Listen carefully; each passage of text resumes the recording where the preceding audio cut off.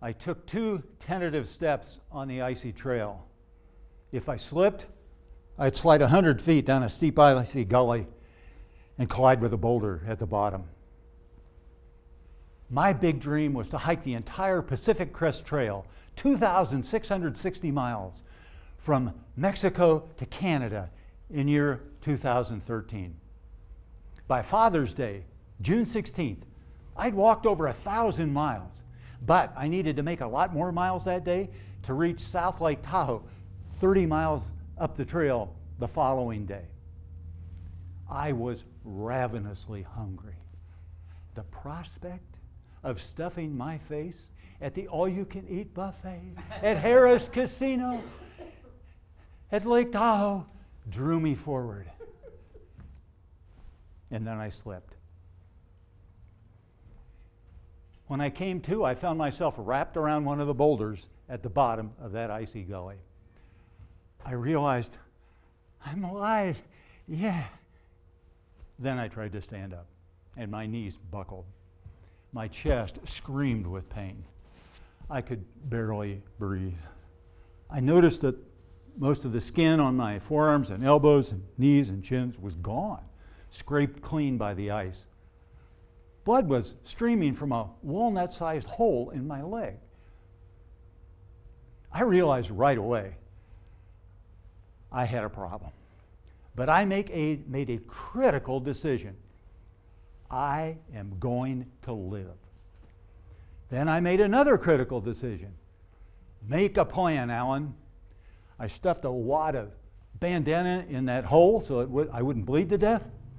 Then I decided I've got to get back up to that trail ASAP. If I can do that, some hiker's going to show up sooner or later and can get help. I crawled out of that icy gully and stared up the steep mountainside. The surface of that mountainside was covered with small, walnut-sized round stones that littered the rotten volcanic rock. In order to not slip backwards or tip backwards, I pressed my bloody arms and legs as hard as I could into the rock. Excruciating pains shot through my chest and my arms and legs and feet with every little move I made. At one point, I pulled too hard on a handhold rock and it came loose and I started to tip over backwards.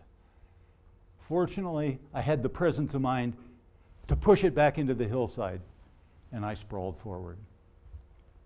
After an hour of crawling, I hauled my aching body up on the trail and collapsed. I sat for about 2 hours in a stupor. Then finally my mind cleared a little bit, and as I looked out to the east, I realized I can see a long ways out there. Maybe there's a cell phone tower out there. I took my phone out of my pocket. It looks like it works. I've got 2 bars of service.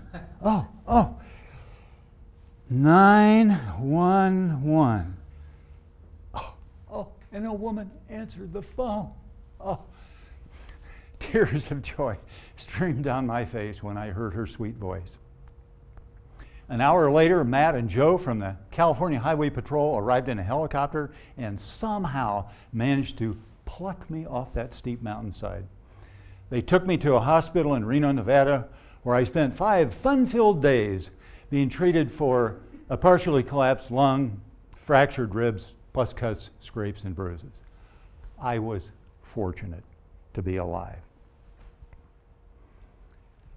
This was the most painful experience of my life, but I learned 3 major life lessons that I want to share with you. The first is be prepared. I was in Boy Scouts as a kid. I was prepared for what might happen to me. You don't have to suffer a life-threatening accident to be prepared in your life what life might send your way. The second one is, I had far more personal strength than I ever knew existed. Surviving a trip down that icy gully, colliding with a boulder, and then finding the wherewithal to crawl back up that mountainside showed me I had it inside me, but I didn't know it was there.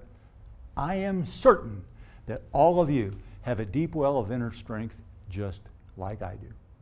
And the third thing is, I've learned that how I respond to the events in my life is far more important than the events themselves. I could have gone home and moaned and groaned and felt sorry for myself that I was hurt and I couldn't finish the Pacific Crest Trail. And I did that for about 2 days. And somehow, I don't know how this happened, but I realized that is stupid. I determined to find the good in the situation. And as a result of that, I decided to learn how to live a life of health and well-being. And I never would have done that had I not had that accident. So I commend these lessons to you. They work for me. I'm sure they'll work for everyone in this room. Thank you.